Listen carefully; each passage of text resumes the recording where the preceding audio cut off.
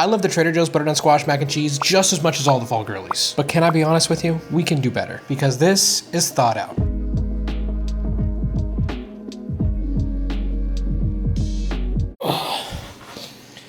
My core is getting so strong. Ugh. Now, not only is this recipe actually incredibly easy to make, but I'm gonna show you a couple tips and tricks to make it oh so much better. And to verify that it is indeed better, we will be having a very special guest that you all know and love, who is a true, authentic, real-life fall girly, who will blindly taste both mac and cheeses side by side and give you her complete, unbiased opinion. We're gonna spin you. What? I don't know, it just feels right. Okay. Great, and to start, we will need a big old butternut squash. That actually isn't all that large, it's more of a medium size, but that's perfect. Now we're just gonna go ahead and peel off this outer layer of our butternut squash. It's a pain in the butt, but the other option is just to remove the skin later, and personally, I don't wanna have to wait when it's hot. So we'll just have to put in a little bit more elbow grease here and remove all of that thick skin. And now once this is all completely stripped, we're just gonna go ahead and cut off the top and the butt. Then you can stand it upright, place down a very sharp and very heavy knife, and split it in half, like that. Now using a spoon, you're just gonna wanna clear out all that inside guts, that's seeds and bean sprout looking things, because none of that is gonna taste good. You don't want that inside your mac and cheese. It's kinda like pumpkin, so I'm sure there's something you could do with those seeds, but not 100% sure. I mean, obviously you could plant them, but I meant like eating wise. But then you're just gonna lay those flat, go ahead and split them again, and then go ahead and cut those all into cubes. Butternut squash is a fairly dense vegetable, so we want to break it up as much as we can so that way when we cook it, it cooks quicker. And now the next thing you want to do is split open a head of garlic and remove and strip off about 6 pieces of it. You can do more if you want, but I feel like 6 is a nice balance for what we're trying to do here. Now you're just going to want to move all this butternut squash onto a baking sheet and then get that nicely coated with a generous amount of olive oil.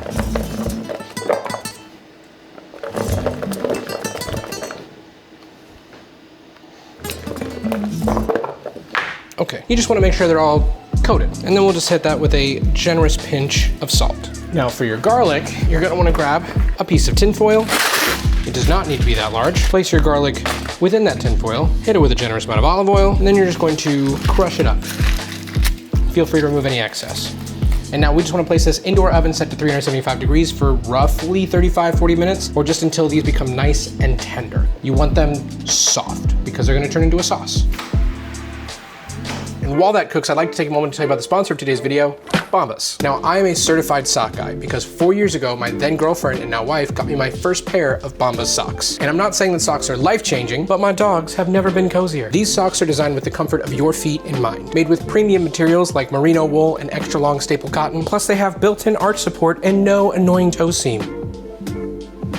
And if that isn't enough to make you fall in love, then listen up, because when you buy a pair of socks from Bombas, you're also supporting someone in need. You see, Bombas makes the number 1, 2, and 3 most requested item in homeless shelters: socks, underwear, and t-shirts. And when you buy one of those, they donate one. And in the last almost 12 years since Bombas first launched, they have donated over 150 million essential clothing items across a network of over 4,000 giving partners in all 50 states. So with international shipping and a 100% happiness guarantee, head over to bombas.com/Ian or use code Ian20 at checkout for 20% off your first order. And thank you again, Bombas, for sponsoring today's video. And now to make the rest of our sauce, and I mean that quite literally, because the amount of time it takes to cook that butternut squash, we are going to have plenty of time, not only to make all of our cheese sauce, but to boil our pasta, maybe watch a little bit of a show, go to the bathroom, walk your dog. Trust me, there will be plenty of time. Truly, the rest is super easy. Now for our 3 cheeses, we're gonna go with a smoked white cheddar so we can make sure we kind of keep that same color going. It's not super orangey. It doesn't have to be smoked, but I would definitely recommend going with a white cheddar over a yellow cheddar just to help with the color, since the butternut squash is already very orange. Next up, we have our Gouda, which is our rich and creamy melty cheese. It's gonna help to give us that cream sauce that we're looking for and that we love. And lastly, Gruyere, which is not in the original recipe, but it is also a very melty cheese. It is so good in mac and cheese, and I don't know why it's not in there, but it should be, and we're doing that today. Now, if you can, I really would recommend grating your own cheese. I know it is extra work, and it is something you probably don't want to do. It's not a fun thing, but it'll ultimately result in a much better consistency in your cheese sauce. Because when you buy prepackaged cheese, it's usually coated with some sort of cornstarch or potato starch, something that keeps it from binding together in the bag, which means that when you try to make your cheese sauce, it's going to prevent it from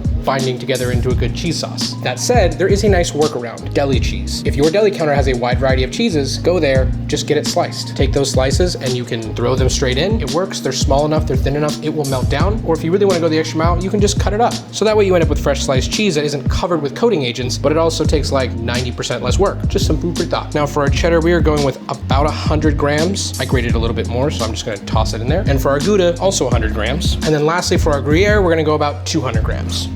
Now in a small sauce pot on low heat, 1 cup of heavy cream, make sure you let it drip out. 2 bay leaves, a teaspoon of garlic powder, a 1/4 teaspoon of cayenne, half a teaspoon of dried thyme, half a teaspoon of dried sage, half a teaspoon of dried rosemary, and you can certainly just do ground nutmeg, but if you have the option to, fresh nutmeg. If you can get the lid off. Just a touch. Now on a very low heat, just carefully mix all that together. You don't want it quite a simmer and you definitely don't want it to boil, but you do want it to be really warm. Arguably hot. But most importantly, you just want to make sure you keep it moving so that way nothing gets burnt on the bottom. And after about 5 minutes, you can go ahead and remove those bay leaves and then set this to the side. Okay, so as I was putting the cayenne pepper away, I must have got some on my hand and then I rubbed my eye. And it hurts. Oh yeah, it hurts. Now we have about 10 minutes left on our potatoes, not potatoes, our butternut squash. So time to fill our water. Water into pot, cayenne pepper into eye.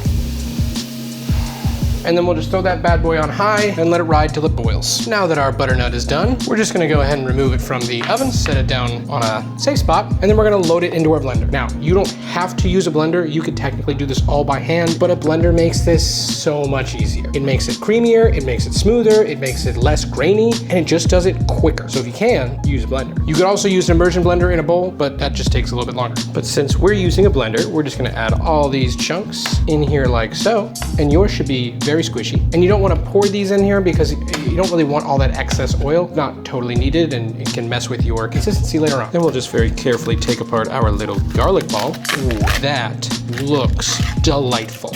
Would you get a look at that? Absolutely scrumptious. Into the blender it goes. And before we start blending this, my water's already boiling, so I'm just gonna go ahead and add salt and pasta. Aforementioned salt, I missed a good chunk of it, and 1 pound of aforementioned pasta. Rigatoni to be specific, because we're trying to be on brand here. Now we're just going to go ahead and cover our blender, hold the top down with a towel, hold it down, you know why. I prefer to just blend about 1/3 of it.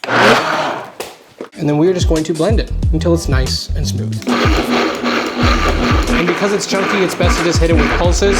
That way it kind of gives it a chance to break everything up versus everything just getting stuck to the outside of the wall.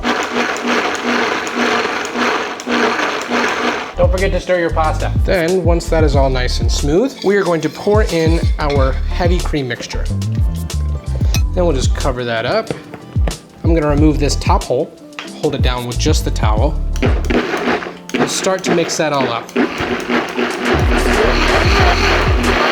And then as that is being mixed, we're just gonna go ahead and start adding in our cheese little by little. The residual heat from both the butternut squash and the cream are melted away our cheese without it being overheated and getting all grainy and gross. And sometimes you gotta give it a good tap. Go ahead and add in the rest of our cheese. And then I'm just gonna go ahead and tamp it down to kind of help get it incorporated. And then now once your cheese is fully melted and you're looking at it, take a taste. It's good, it's a little thicker than I want it, so I'm just gonna thin it out with a little bit of milk. And yours might be just fine. It's really more of a personal preference thing, so taste it and adjust how you prefer. Oh yeah, look at that cheese sauce. Look at it, isn't it beautiful? I still want mine a little bit thinner, so I'm gonna add a little more milk. Oh yeah, there we go. That's so good. Now, once you have that cheese sauce at the thickness that you want it, we're gonna go ahead and add in a couple tablespoons of cold, unsalted butter. This is just gonna help with the creaminess. And then for one of my personal favorite add-ins to mac and cheese, miso paste. It is 100% not needed, but try it with miso and you're gonna love it. We're just gonna add in about a tablespoon. Needless to say, Trader Joe's does not do that. And now once our pasta is cooked to al dente perfection, refer to your package directions, but also just taste it as you go. We're gonna remove a good bit of that pasta water, save that for later. And then we'll carefully strain. And you see that I'm straining? I want you to know that I'm really doing it. I don't want you to think I'm faking it. We really do cook our own pasta here on the internet. Crazy things. Now, we are going to take a large bowl and add in our cheese sauce. Wow, look how appetizing that is. It doesn't look great, yay. Don't worry, it's gonna get better because of this. Adding in a little bit of that, and then we're just going to fold it all together. This is why it's important to save your pasta water, because your pasta water is an emulsifier. It's going to help you thicken up that sauce. Or in this case, it's gonna thin it out for us. Then we're just gonna go ahead and pour in our nice cheese sauce. And one of the last things we wanna do is just go ahead and taste our sauce, make sure we don't need any salt, pinch of salt, and then finish off with some black pepper. Not too much though. And now we can just fold in our pasta. And once you fold in that pasta, you're gonna notice it's still probably pretty thick, totally okay. We have more pasta water. And now the last thing we want to do is just make it nice and presentable. You could top this with breadcrumbs and throw it inside the oven and bake the top of it, but personally, this might be an unpopular opinion. I don't like breadcrumbs on top of my mac and cheese. I just don't. I don't think it's very good. But you know what I do like? A mountain of Parmigiano Reggiano. And now for the moment you've all been waiting for. A very unbiased, very fall girly, my wife. Hooray! Yay! Now my wife Emma loves Trader Joe's butternut squash mac and cheese. So she's the perfect person to test this. And also the only person I know to ask. Blindfold. Okay. Now, we're gonna spin you. What? I don't know, it just feels right. Okay. Great. In front of you are 2 mac and cheeses. One that I made in the microwave from the box from Trader Joe's. Okay. You were gonna tell me which one you like better. Can you blow on it? Sure, I will blow on it. In fairness, mine has been sitting out for like 45 minutes because she just got back from work. First up.